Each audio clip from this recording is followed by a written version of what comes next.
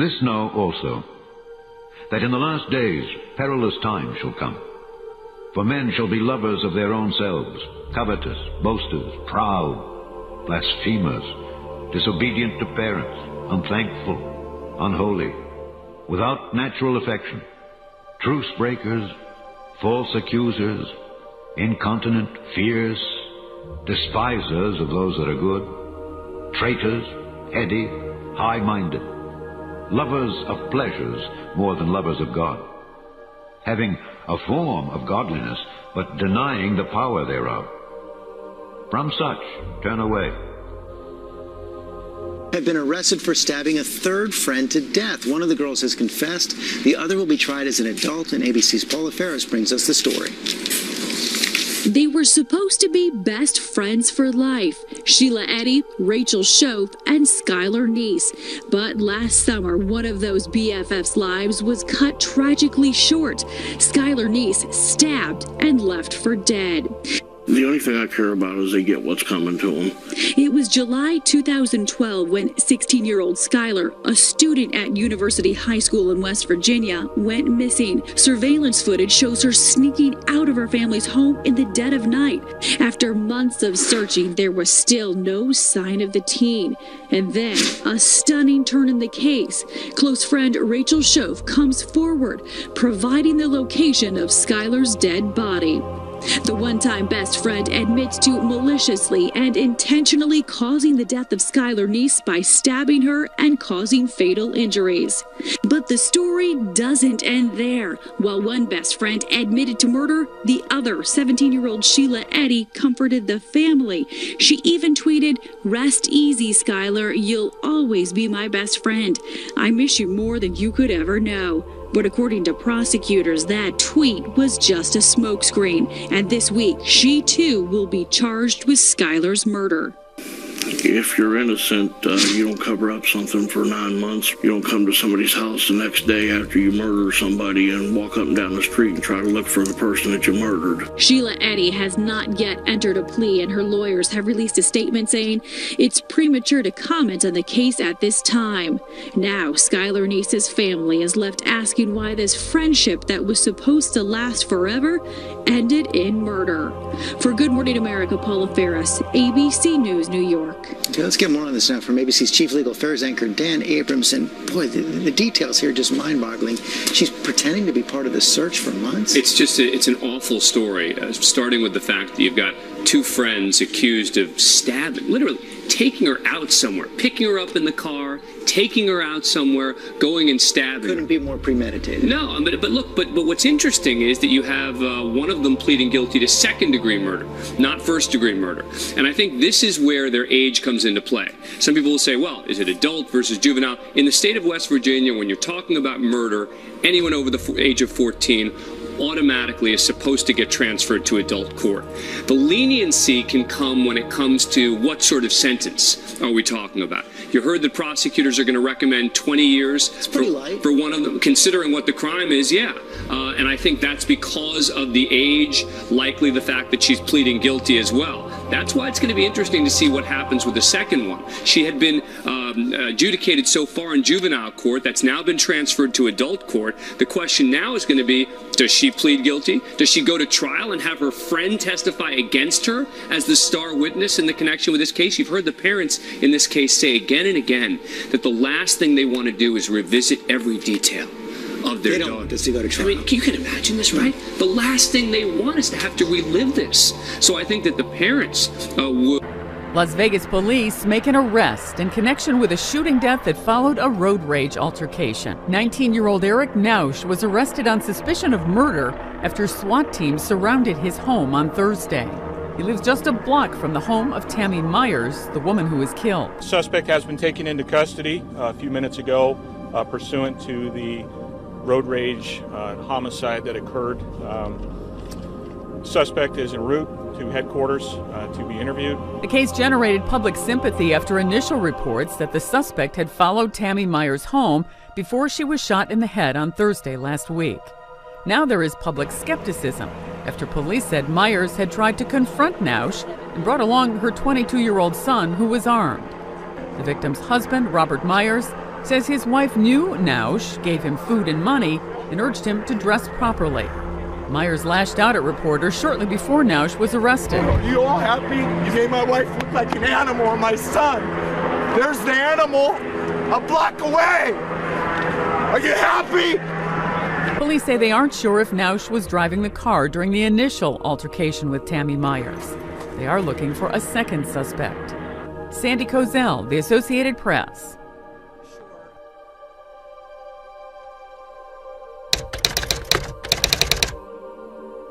Center with late-breaking details. Hi, Mike.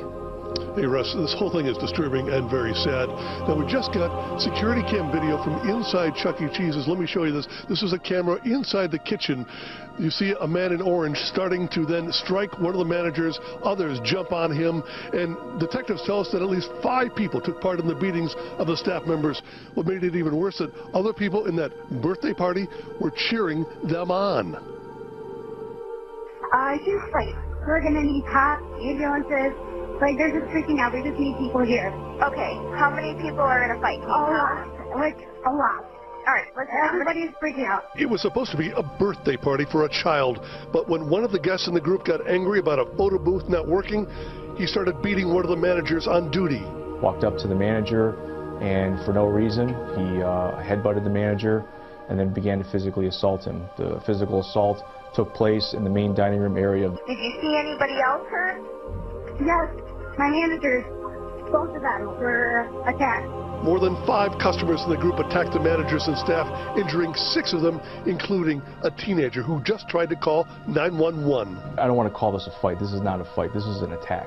This is an attack on employees who were simply doing their job. They weren't doing anything else. They were there earning a living, trying to, support their families. Adults fighting at a kid's place, the managers fighting the customers, the whole thing is sad.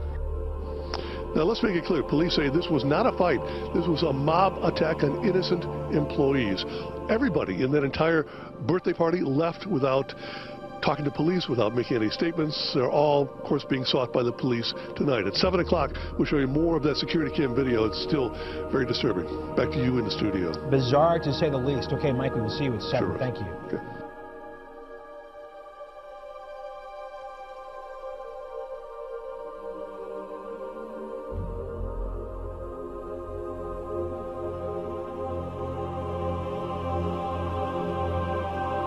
Is ABC Action News. Now at 11, bloodied and bruised, a father catching a teen he says was in the act of sexually assaulting his son. I got him in a bloody puddle for you right now, officer. That father faced with an unimaginable situation. Good evening, everyone. I'm Jameson Euler. And I'm Wendy Ryan. Social media tonight buzzing about a dad taking justice into his own hands to protect his 11-year-old son. Our Alex Hobson joins us live in the newsroom with more. Alex? Well, at this very hour, take a look. The story has been shared more than 1,000 times on our Facebook page, with folks speaking out overwhelmingly in support of the father who took matters into his own hands when he caught the alleged abuser he trusted as his son's babysitter. A beaten and bruised Raymond Frolander stood before a judge and didn't say a word during his first appearance in court. Daytona Beach police arresting Frolander for sexually assaulting an 11-year-old boy. His face severely bruised after the boy's father caught him in the act and then beat him unconscious. This phone call to 911 happened shortly after. I just walked in and found a grown man molesting, and I got him in a bloody puddle for you right now, officer. Okay, sir. You discover that he has been sexually abusing him in your home. You know, father did what a father had to do. Police found Frolander motionless on the floor of the apartment where the sexual battery occurred. First responders had to take him to the hospital to be checked out. I sent him an ambulance. He's gonna need one. Were there any weapons involved? My fist and my foot. Police say the victim told them Frolander had been assaulting him since he was 8 years old. You think to yourself, here's a young man whose innocence was taken away from him. You know, 8 to 11-year-olds should be outside riding their bike and playing sports and playing video games. Frolander did not receive a bond and will stay in jail for the time being. Investigators are making sure he has not victimized any other children. And get this, police said Frolander admitted he had sexual relationship with the victim, reportedly saying, "I'm guilty," at the end of his interview with police. As for the father, he's not facing any criminal charges. Reporting live in the newsroom, Alex Hobson, ABC Action News. Teenager learns his punishment for killing his mother and shooting his father in a dispute over a video game. Kevin Freeman is just back from Elyria and joins us now with all the details. Kevin? Well, Tracy, 17-year-old Daniel Petrick claimed that the video game made him do it, and the judge somewhat agreed. He sentenced him to life in prison with a chance for parole in 23 years. Petrick shook his head and held back tears at times during the sentencing this morning. The teen, who was 16 at the time, was convicted of killing his mother, Sue Petrick, and shooting his father, Reverend Mark Petrick, inside their home in Wellington in October 2007. Prosecutors say he was angry that they had taken away a Halo 3 video game. Defense attorneys argued that Daniel was so addicted to the game that he was in withdrawal, and he may not have realized that his parents would not come back. I love you, Danny. He realizes that he's caused so much pain for so many people. Not just my family. Our church was deeply wounded by his actions, and he carries that guilt with him as well. I remain fearful that if Danny gets out of prison and somebody else takes away his new pastime, whether it's a girlfriend that leaves him, that this may be the next thing that happens. Prosecutors had asked Judge James Burge to sentence Daniel Petrick to life in prison without parole. Tracy, his family did not speak to the media afterward, but their attorney says that they are satisfied with the 23 years to life, although they still believe that that is too long. They say they've forgiven him. Just a tragic story all the way around. Kevin Freeman reporting live from a newsroom. Thank you. Good evening, I'm Kurt Williams. And I'm Barbara Ciara, in for Beverly Kidd. A man with the sign of the Antichrist tattooed on his face is behind bars, charged with murder. And for the tiny town of Duck, North Carolina, it's the first time they're dealing with murder. Police say he stabbed a man in church. Investigator Mike Mather has this story. If you look at this mugshot, you can't help but notice the 666 tattooed above William Long's left eyebrow. Long, now charged with murder for an argument inside this church, has a lengthy criminal past. Beyond the religious imagery, Town of Duck police are not sure if there's another meaning to the ink. We've been talking with Department of Corrections personnel about that. We haven't specifically identified what the significance is at this time, but it is absolutely something we're looking at. First Sergeant Jeff Ackerman says, as best he can tell, Long didn't specifically seek out his victim in this church. Long and another homeless man named George Provost were in line making sandwiches, and they argued. There was a drawer in the kitchen. It was labeled knives, and the suspect reached into that drawer, grabbed the knife, and obviously saw what happened. What happened was the Town of Duck's first murder. Both men were in the Duck United Methodist Church as part of a charity program. Churches in the Outer Banks take turns providing food and shelter to the Barrier Islands homeless. They were simply trying to help two gentlemen out that really had nowhere else to go. But Ackerman also knows many of the homeless people have criminal histories and sometimes mental health struggles. There's never been a problem here until now, but because of what happened, things could soon change. Ackerman says he and other police officials will soon meet with charity organizers.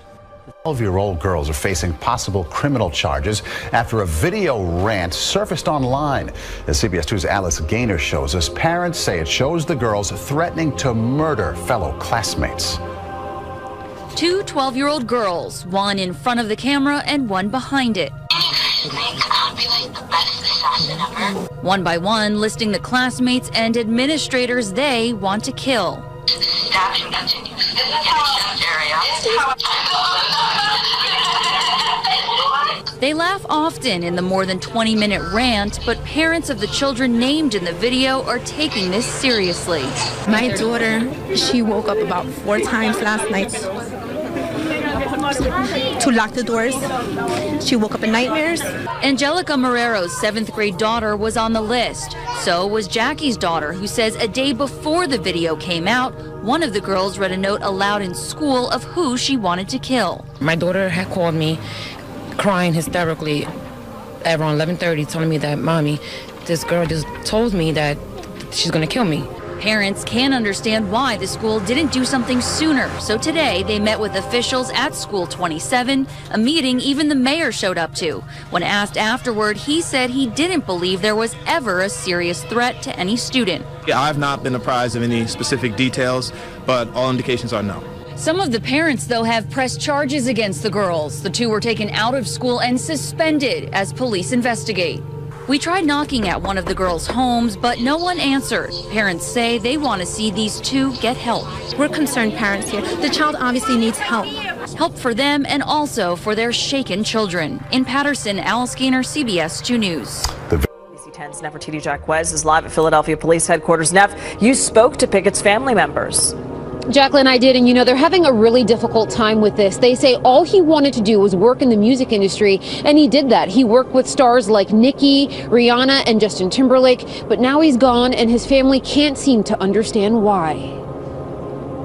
It's just mixed emotions, angry, sad, frustrated, you know, because my family's not taking this well. He's too distraught to show his face, but he wants you to know how the killer took more than a life. He didn't deserve this, period. He didn't deserve this. His cousin, Devin Pickett, who's a tour manager for Nicki Minaj, was stabbed to death while out with a group of friends. Nicki's having rehearsal for her upcoming tour, so they were all here for her.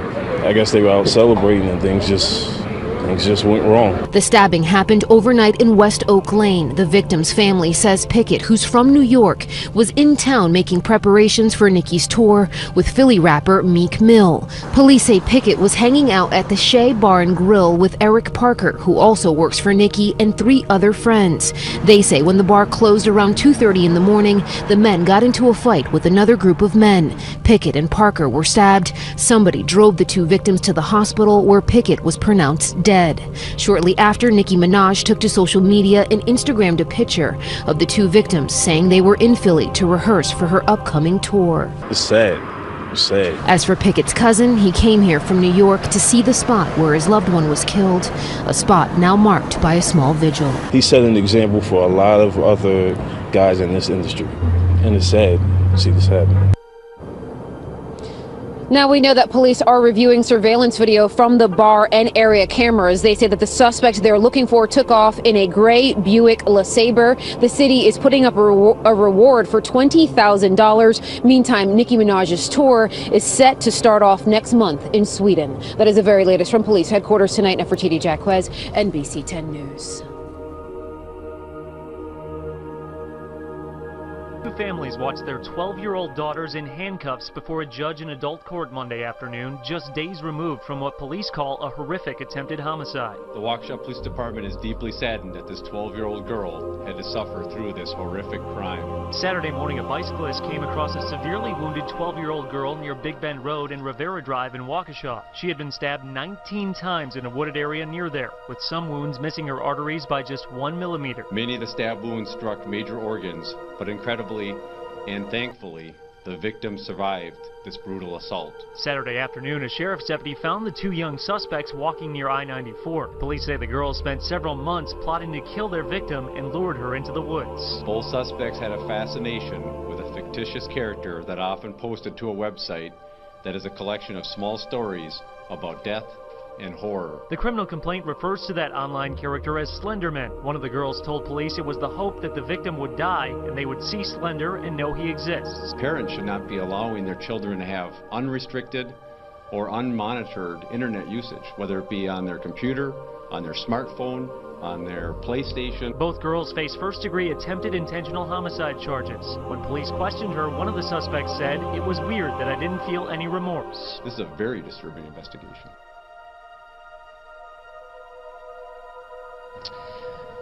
Now, both girls remain in custody tonight on $500,000 cash bail. I am told that the victim of this case is still in the hospital. She is still recovering, but we are told that police say she is in stable condition. Much more on this story coming up tonight later on at 10. For now, we are live outside the Waukesha County Courthouse. Lane Kimball, CBS 58 News. Lane, thank you. The Waukesha School District sent an email to parents about the stabbing since it involves students. It says, in part, as our thoughts and support go out to the victim and her family, we have also provided counselors at all schools where this may have caused distress among students. The email includes an attachment with a police department press release, and it warns parents that the information is unsettling. Still, it offers advice on how to to talk to children about it. Charges.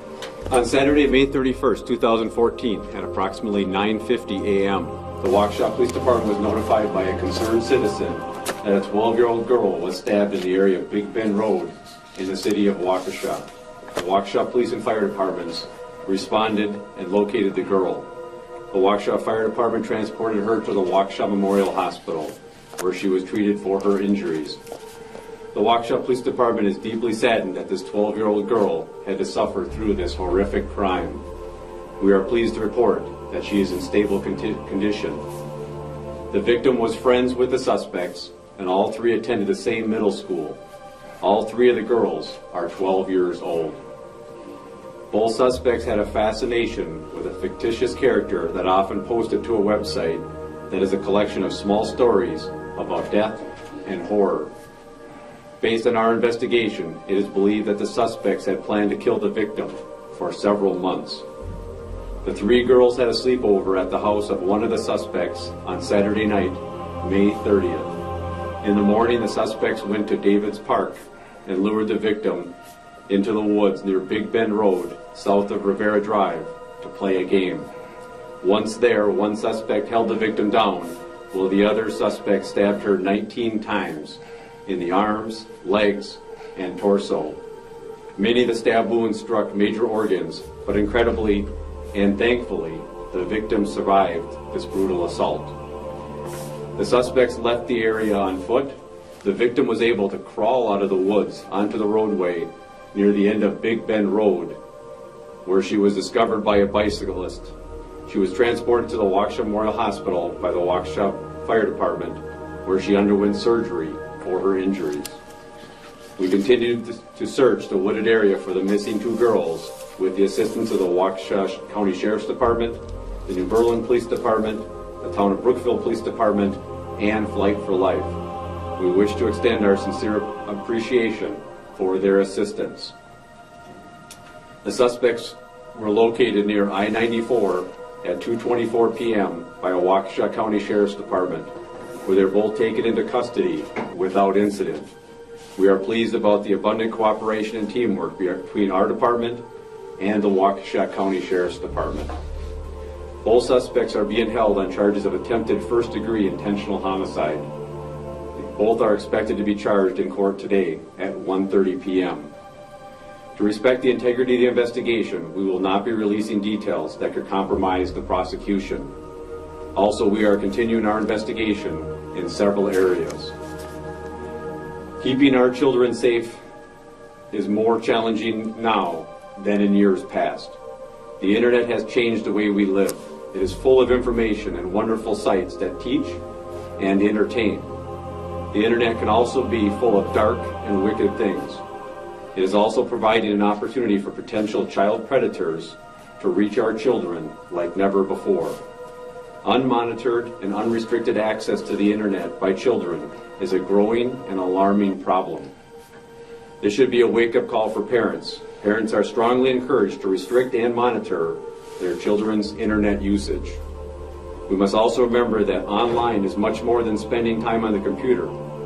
Now smartphones and even video games are completely connected to the outside world. Parents, please talk to your kids about the dangers that exist online. And some really troubling details came out in court today about a 19-year-old found not guilty by reason of insanity.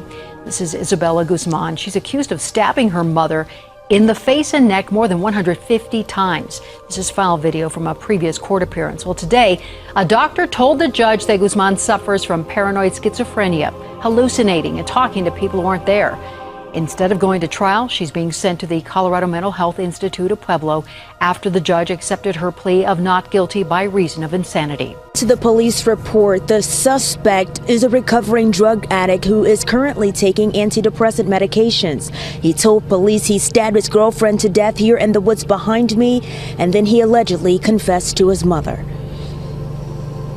There are flowers on the ground where Julianne Siller was stabbed to death and dragged into this wooded section of Palmer Park in Skipack Township. The 17-year-old lived 20 minutes away in Royersford and was preparing to graduate in 2 weeks from Springford High School. Everyone's kind of like, wow, I can't believe that happened. It's heartbreaking. State police say she got into an argument with her 16-year-old boyfriend, Tristan Staley, over going out too much, and she smashed his cell phone. Staley kept his mouth shut as he was taken to the Montgomery County Jail in a red jumpsuit. He had a knife. It was referred to as an EMT knife. So like a medical emergency type of knife? That's the type of knife we believe it was. Staley told police when he got home he asked his mother to take a walk with him on a nearby trail, and it was then that he allegedly told her that he killed his girlfriend, who he dated on and off since January. State police say when his parents called police to turn him in, Staley got into a fight with his father and threatened to kill himself because he didn't want to go to jail. No one answered the door when we stopped by his parents' home. She was really cool, outgoing, funny, and everyone really liked her. Certainly a life lost too soon. Staley remains in the Montgomery County Jail on no bail. He's being charged as an adult with first-degree murder.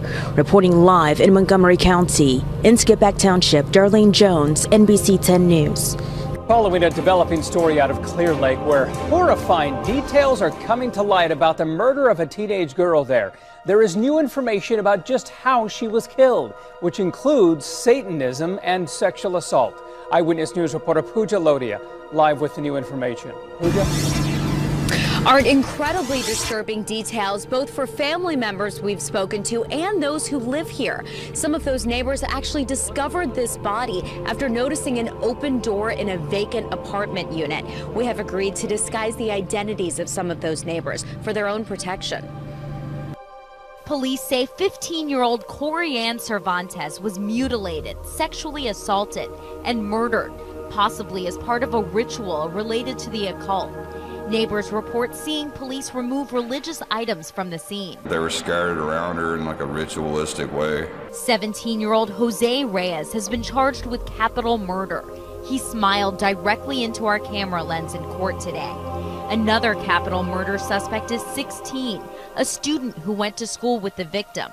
Police say a neighbor found Cervantes early Saturday morning. The only thing I heard was Wednesday night at 11 o'clock was a really, really loud banging sound. Many of the details police report are too graphic to say on television, but police say she had been sexually assaulted and had a broken toilet tank lid around her head. They also report finding an upside-down cross carved in her stomach. They say one of the suspects confessed, saying he did it so his friend could sell his soul to the devil. And the school district here, the Clear Lake School District, is offering counseling services for grieving students. Live in Clear Lake, Pooja Lodia, 13, Eyewitness News. It's the racist song.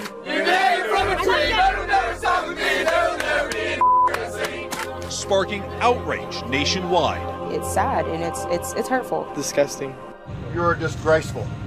Now 2 students expelled. University of Oklahoma's president says he's employing zero tolerance, singling out the 2 who took a leadership role in the SAA fraternity video, saying they created a racist, hostile, and exclusionary environment. This as all SAE members are vacating their house. Today, even the Sigma Alpha Epsilon letters gone. The fraternity's house mother, Botan Gilbow, now also stirring anger after this video from 2013 surfaced, in which she repeatedly sings the N-word. Gilbow has now responded to the video, saying, "I am heartbroken by the portrayal that I am in some way racist," claiming the video is being taken out of context, and she was innocently singing along to the Trinidad James song, "All Gold, Everything." Gold all in my chain, gold all in my ring. Before the video featuring her went viral, though, Gilbow told CBS News her fraternity family was not racist, and she was shocked to hear them use the N-word. I heard the words. Unbelievable. This is not SAE. Howard Dixon, who worked as a cook at the SAE house for about 15 years, is today out of a job. I mean, we used to have so much fun game day and football season, and now it's all gone. but contributions of more than $50,000 has already been raised online to help him out. William James, who says he's the last African-American member of SAE here, is in disbelief. I walked those halls. I lived in those rooms. My picture hangs on the wall. I held offices in that house. They were talking about me. Students here in full protest mode. The storied football team linking arms in a powerful show of support. But there is fallout. One-star recruit who had signed to play for OU says no more. I wouldn't want my son or my child to go anywhere like that, and I wouldn't want my brothers to go anywhere like that. So it was just very disturbing to me. I don't like it. Now to an exclusive interview. A 17-year-old from Brooklyn is no longer facing charges of assaulting a police officer because video of an incident between that 17-year-old and the officer proves it was the teen who was assaulted. This is video that changed the story. The incident took place at Brooklyn's Puerto Rican Day Parade on June 8th of last year. 17-year-old Enrique Del Rosario was part of a group recording the actions of police when his lawyer says the police grabbed Rosario, slamming him against the gate of a closed store and beating him with batons.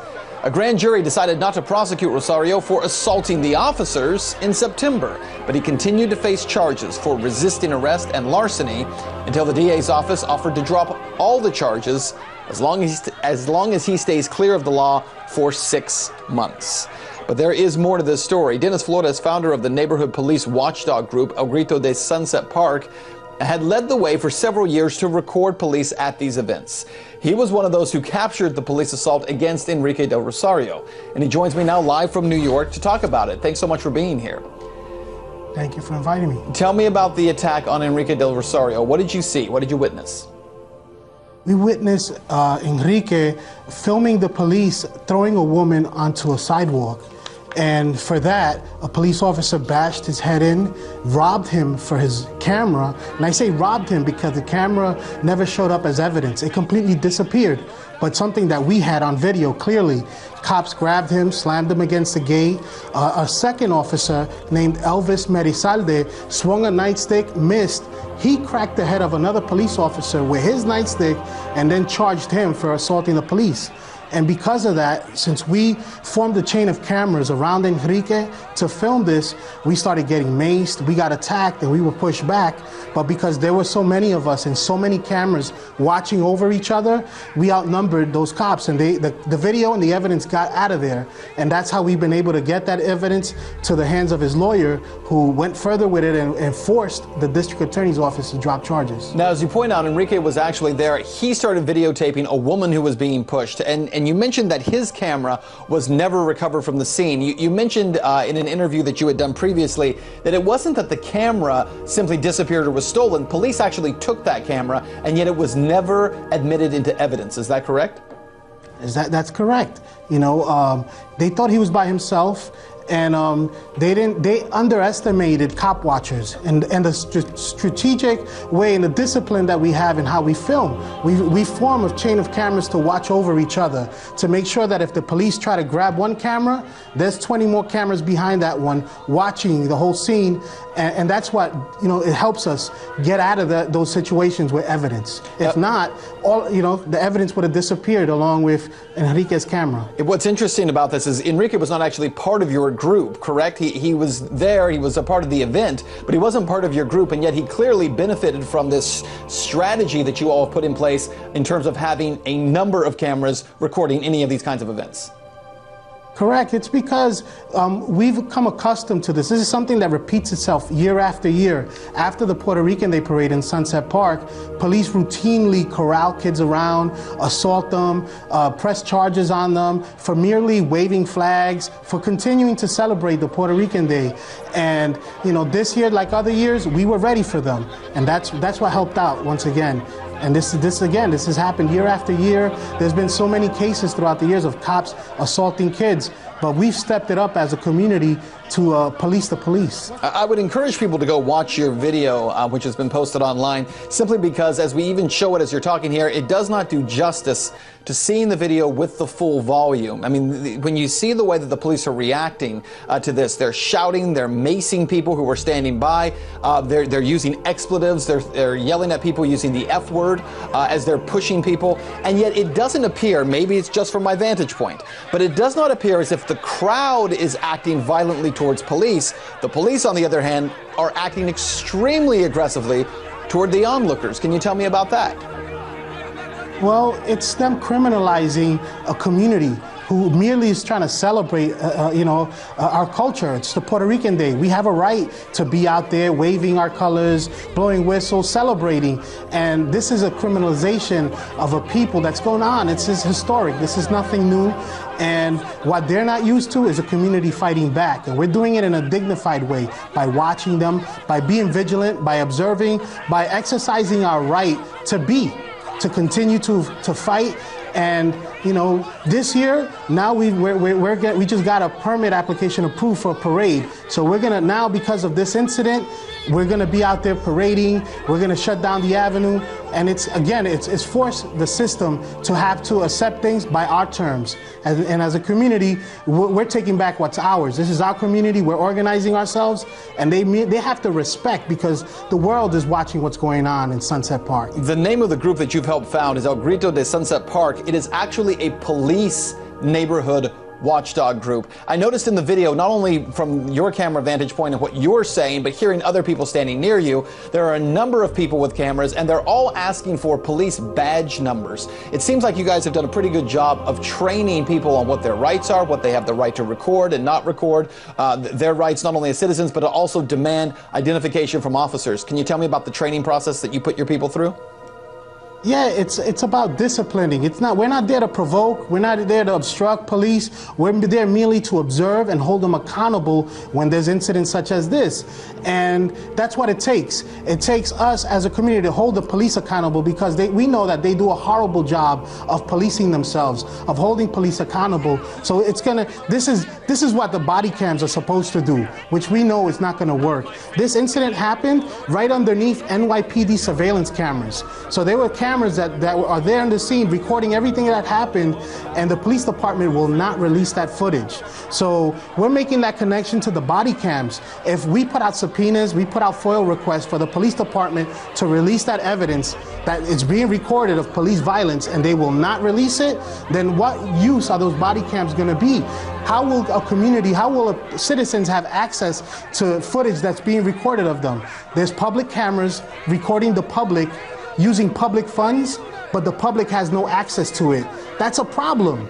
And these are the problems that we're pointing out that exist, continuing to exist, and why the body cams will never work.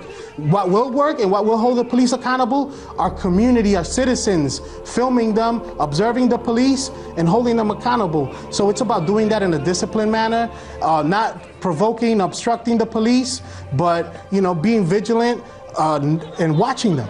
And that's what works, and that's what got Enrique's charges dropped. Well, certainly, Dennis, I've seen you talk about this before, and I think you're absolutely correct in your assessment that if the public does not have access to NYPD cams that are already in place and video footage already being taken, why would we put any trust in body cams when they finally do take effect? Dennis Flores, founder of El Grito de Sunset Park, thanks so much for your time. Thank you, sir. Thank you for inviting me. A smart and talented Norfolk 10th grader admitted today in court that he killed his parents because he was angry over routine punishments like taking away his iPod. Today, his grandfather came to court to forgive him. Investigator Mike Mather first told you about this case yesterday and has this follow-up story. Vincent Parker, an honor roll student and artist at Norview High School, told police he just got mad and went off. A week before Christmas, he killed both his parents by hacking at them with knives and bashing them with a baseball bat and a crowbar. He told investigators he was fed up with what seemed like routine discipline for a teenager. "I just remember getting mad," he told them. "It's all from my dad. All this stuff like my dad taking away my iPod and stuff." It was his mother he attacked first at their Bland Street home.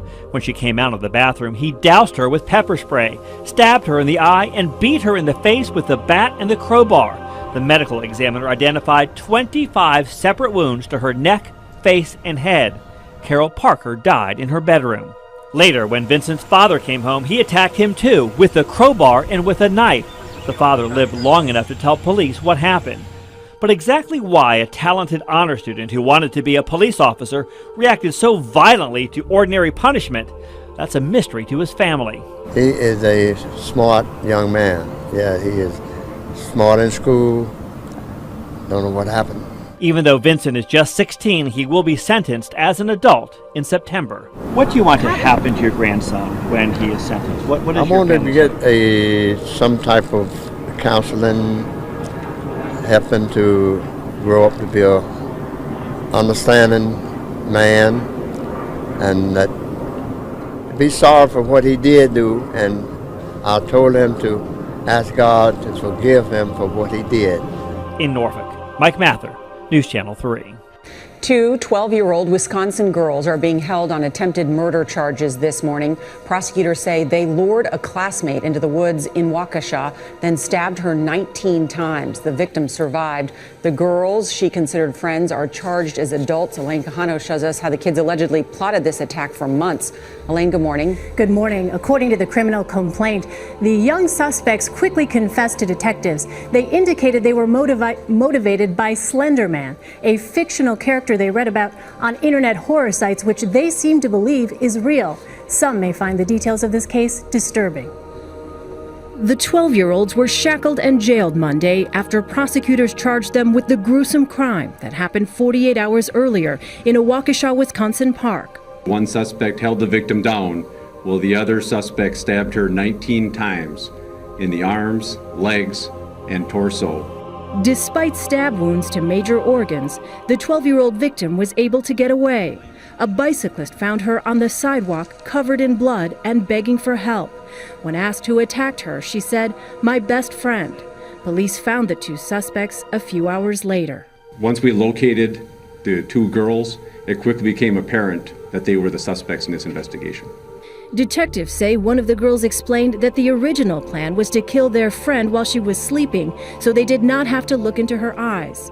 According to the criminal complaint, they later decided the park bathroom was better because, quote, the floor had a drain for the blood to go down. Ultimately, police say the girls distracted the victim with a game of hide and seek, then tackled her and started stabbing. "All I heard was screaming," one of the suspects told police. "It was weird that I didn't feel remorse." Both girls talked about the mythological creature Slender Man, which they learned about online. "We had to kill to prove ourselves worthy," one of the 12-year-olds said. The defense attorney for one suspect says mental health is certainly an issue, but right now he says the family is still in a state of shock. They don't really know what to feel right now. It's the kind of thing that no family could ever imagine being confronted with. There's still a chance this case will be moved to juvenile court. As for the victim, she is expected to survive. Doctors say her attackers missed a major artery near her heart by just 1 millimeter. Elaine, thanks.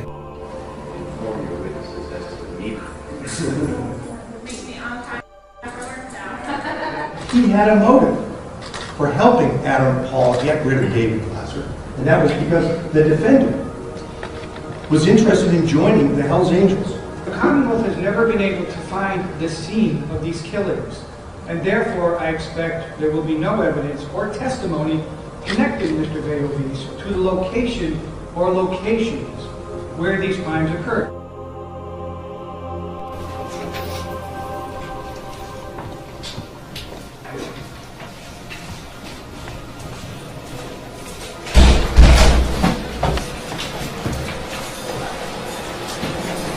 Jones, could you stand right here before me, please? On record today, January the 30th, 2012. Mr. Jones, I'm here to set your bond this morning. I don't know anything about your individual case. If you do not understand the law that you're charged under, I'll be glad to explain the law to you. You have a charge of possession of a weapon during a violent crime and also a charge of murder. You have the right to have an attorney present with you when you go into court. If you cannot afford to hire an attorney, I will be glad to screen you to see if you qualify. That will be based upon your income, and then that will be applied to federal guidelines. You have a next appearance date scheduled for March the 9th at 9 o'clock in the morning at the courthouse at 109 Park Avenue, with a second hearing date scheduled for June the 1st, 1:30 in the afternoon at the same courthouse, 109 Park Avenue. You also have a right to what is called a preliminary hearing. What happens in that hearing, the state is prosecuting you. They have to come in and give sworn testimony before the judge to establish probable cause. What was your intent, your knowledge, your involvement? Did you violate the laws of the state that you've been charged under? If they cannot establish probable cause, then your charges can be dismissed at this hearing, but you can be directly indicted if there's enough evidence to take before a grand jury. This is the form to request that hearing. You will need to turn this in to your attorney or give it to the solicitor on your next appearance date of March the 9th. If you fail to turn it in to one of the parties, then that means you have possibly waived your right to have this hearing. Do you understand the charge of possession of a weapon during a violent crime? Yeah. On that charge, if you're found guilty, it can carry a sentence of up to 5 years and or a fine in the discretion of the court. Do you understand the charge of murder? Do you understand the law pertaining to murder? Yeah. That can carry up to life imprisonment or the possibility of death, according to the law. On these charges, Mr. Jones, do you wish for me to screen you for a court-appointed attorney? Do you have the income to hire an attorney on your own? Does it look like it? I don't know, sir. I don't have any idea. I just ask that you answer my questions. Are you currently employed? No. Do you want me to screen you for an attorney? No. You're going to hire your own? I don't need one. Mr. Jones, I never advise anyone to go into court regardless of the charge without an attorney.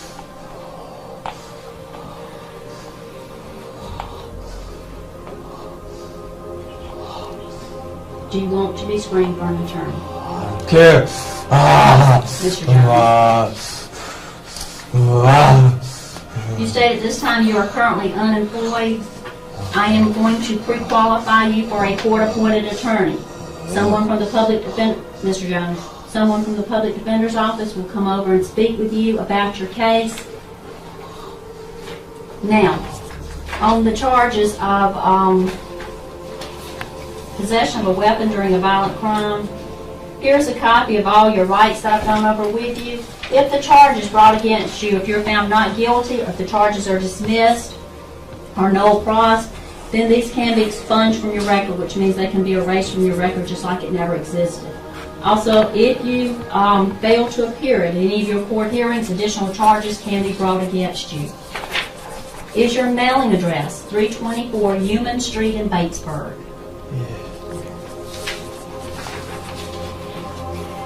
Mr. Jones, this is your paperwork with your next appearance dates on it. It also tells you that I have pre-qualified you for a court-appointed attorney. I need you to sign that on the bottom line for me, and I will give you a copy of it.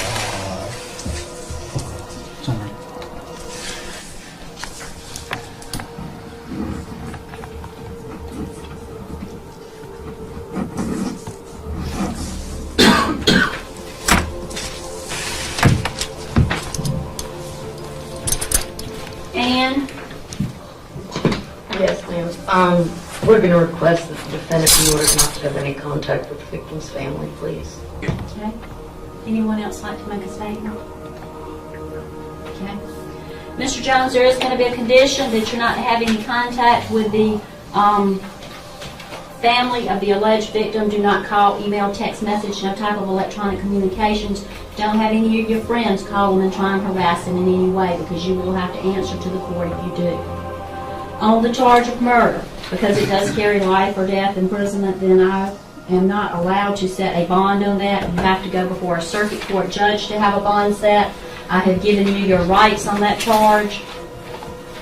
On the possession of the weapon during a violent crime, I'm going ahead and setting your bond at $10,000 on that charge.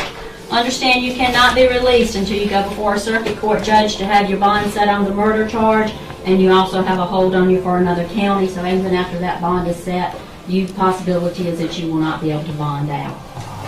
I need you to initial on the front stating you understand your first appearance date for me. You gonna initial right here?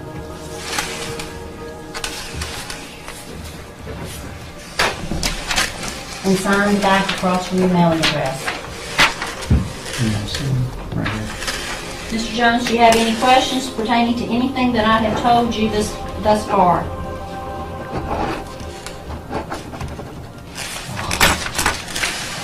Okay. All right, so. Just a 2 minutes.